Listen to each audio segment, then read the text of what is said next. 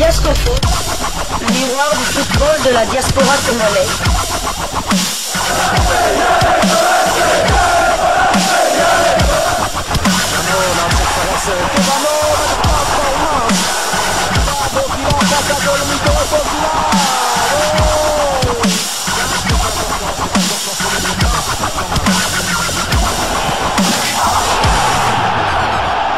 Diascofoot, le miroir du football de la diaspora congolaise. Vous êtes sur Diascofoot, le miroir du football de la diaspora congolaise. Diascofoot vous dit bonjour, tout le plaisir est pour nous de vous retrouver, mais surtout de savoir que vous êtes nombreux en train de suivre votre chaîne YouTube dédiée uniquement aux footballeurs de la diaspora congolaise. C'est l'heure de partager avec vous quelques news que nous avons pu récolter pour vous, des news concernant certains de nos internationaux ou des binationaux qui se sont illustrés dans leurs clubs respectifs, et cela dans le cadre de cette troisième livraison sportive de ce samedi 17 août 2024, une livraison que nous débutons par la Belgique. L'hémorragie a été stoppée par l'Union Saint-Gilloise après avoir concédé 3 défaites consécutives au troisième tour préliminaire de la Ligue des Champions. Ils ont perdu 2 fois contre le Slavia Prague. D'abord à Prague 3-1 et ensuite à domicile 0-1. Et la semaine dernière, ils ont perdu en championnat à Westerlo.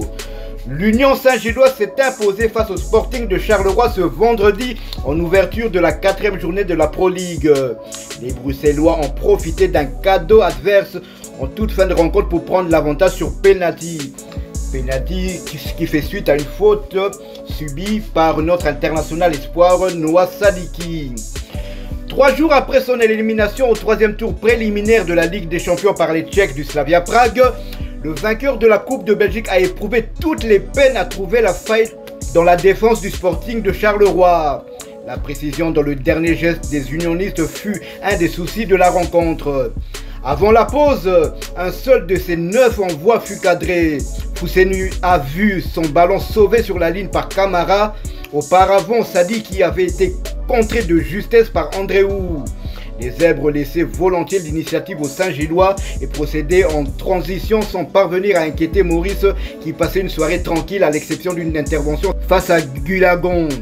Son vis-à-vis connaît dû davantage s'employer comme devant Sadiki à la 48e minute. Il trembla encore quand Fousseni manqua son envoi de l'entrée du rectangle à la 68e minute de jeu. Au fil des minutes, l'Union accentua sa pression offensive mais manquait d'inspiration. On se dirigeait vers un nul blanc quand Ouzou a arrêté fautivement Sadiki en lui marchant sur le pied, offrant un penalty indiscutable à l'Union qui ne manqua pas l'aubaine. Lazare a encore eu une énorme occasion de doubler le score mais n'en profita guère. C'était à la 98e minute de jeu. Homme du match, Noah Sadiki a disputé toute la rencontre. Son temps de jeu cette saison est de 492 minutes sur 582. Il a disputé 6 rencontres de son équipe cette saison. Il a délivré une passe décisive et provoqué un penalty. L'Union Saint-Gilloise est provisoirement 4e au classement général avec 7 points. Il compte 2 victoires, 1 nul et 1 défaite. Ils ont marqué 5 buts et ils en ont encaissé 2. L'Union Saint-Gilloise se déplacera à Saint-Tran le dimanche 25 août dans le cadre de la 5e journée de la Jupiler Pro League. Du côté de Charleroi, Isaac Benza avait débuté la rencontre sur le banc avant de faire son entrée au jeu à la 88e minute de jeu.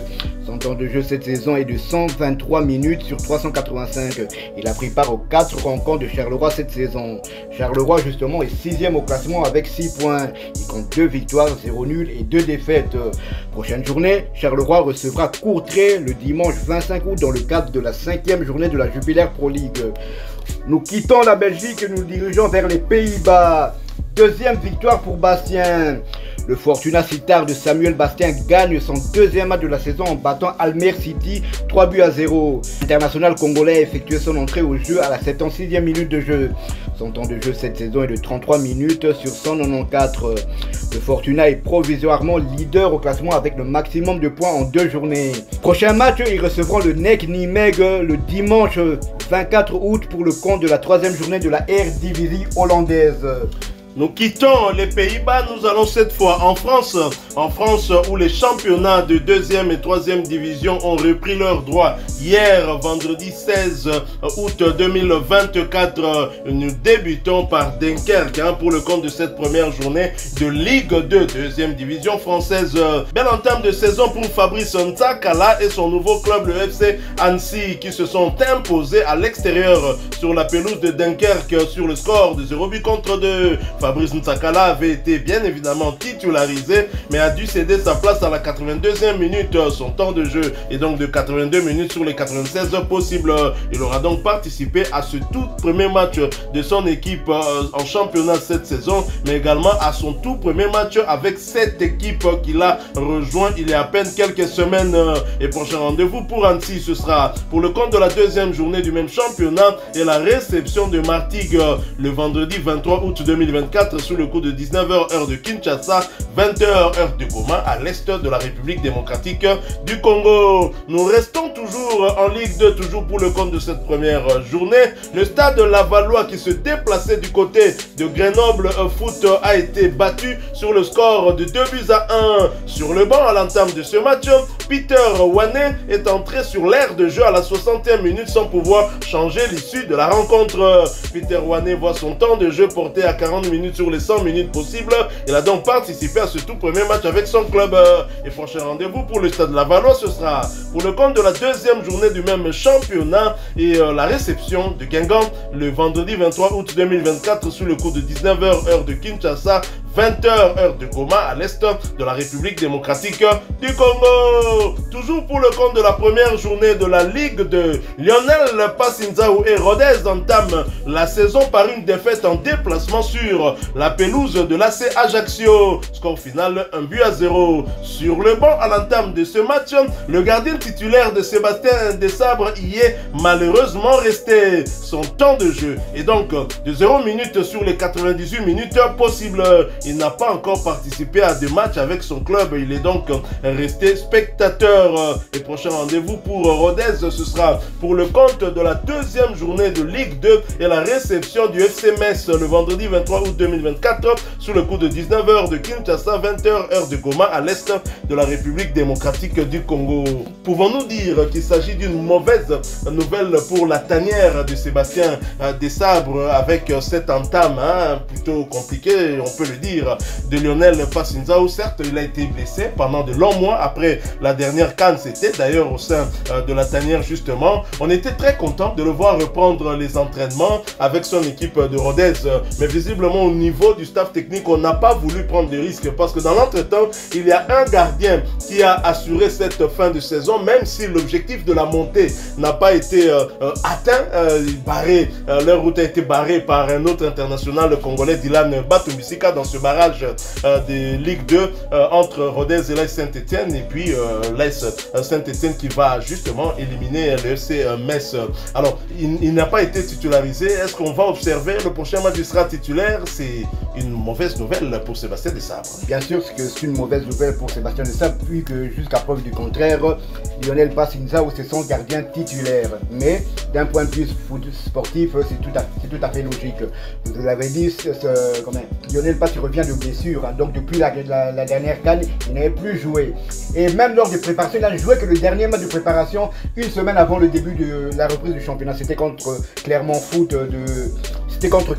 Donc il avait joué une mi-temps. Donc avec ce peu de temps de jeu, c'est normal que son entraîneur ne le puisse pas titulariser pour cette reprise de championnat. Mais malheureusement, l'échéance de la Guinée vient très vite. La prochaine... après la prochaine journée, donc le week-end prochain, après cette journée, ce sera la trêve internationale. Donc, on peut déjà dire que c'est mort pour lui. C'est mort pour lui, ça sera compliqué. Donc, je ne vois pas son entraîneur peut-être ou bien le titulariser pour le dernier match. Mais si ce n'est pas le cas, donc il arrivera dans la tanière sans temps de jeu, malheureusement. Donc, ce sera compliqué. Et Sébastien devra voir maintenant qui titulariser entre lui et Dimitri Berthaud. Bon, Fayulu, je ne colle pas tellement trop parce que Fayulu, c'est le 3e gardien. Donc, c'est vraiment dommage et bon, on verra la suite.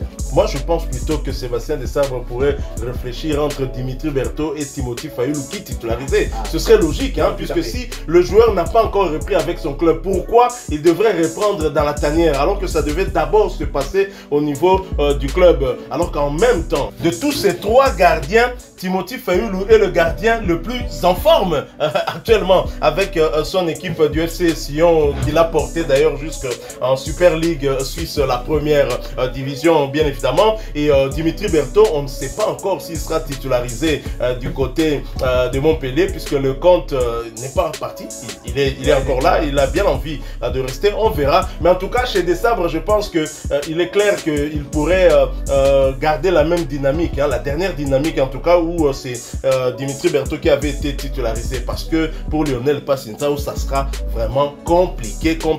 Il faut lui laisser aussi le temps de revenir petit à petit à son meilleur niveau. Nous restons toujours en Ligue 2 française, toujours pour le compte de cette première journée. Sans Messi Manitou, Amiens SC a facilement remporté son premier match de la saison en Ligue 2 face au Red Star. Score final 3-0. Messi Manitou n'était malheureusement pas sur la feuille du match.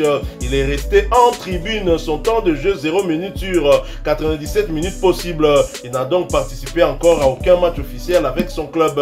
Les prochains rendez-vous pour Amiens SC, ce sera pour le compte de la deuxième journée et un déplacement sur le terrain de Bastia le vendredi 23 août 2024 sous le coup de 19h heure de Kinshasa, 20h heure de Goma à l'est de la République démocratique du Congo. Toujours pour le compte de la première journée de Ligue 2, entame plutôt mitigé pour le Clermont Foot à domicile face à Pau. Score final, 2 buts partout. Malheureusement, Josué Mwimba Isala est resté en tribune.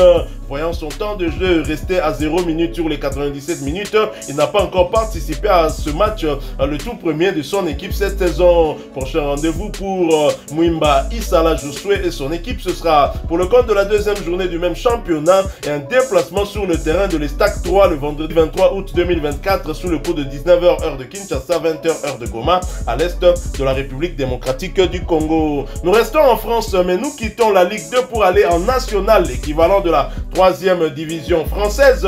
Première journée également de ce côté-là. Belle entame pour Glody Lillet pour Maccabi et Valenciennes qui ne se loupe pas pour cette première journée à domicile et arrache les 3 points après un match âprement disputé face à Aubagne. Score final 1-0. Sur le banc à l'entame de ce match, Glody Lillet pour Maccabi est entré à la 85e minute de jeu. Portant son temps de jeu à 11 minutes sur les 96 minutes, il a participé à ce tout premier match avec son club.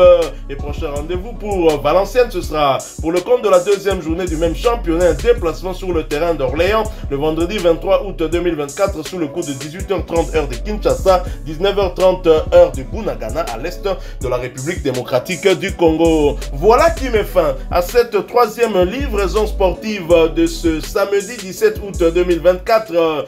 Si vous l'avez aimé, laissez-nous un maximum de j'aime.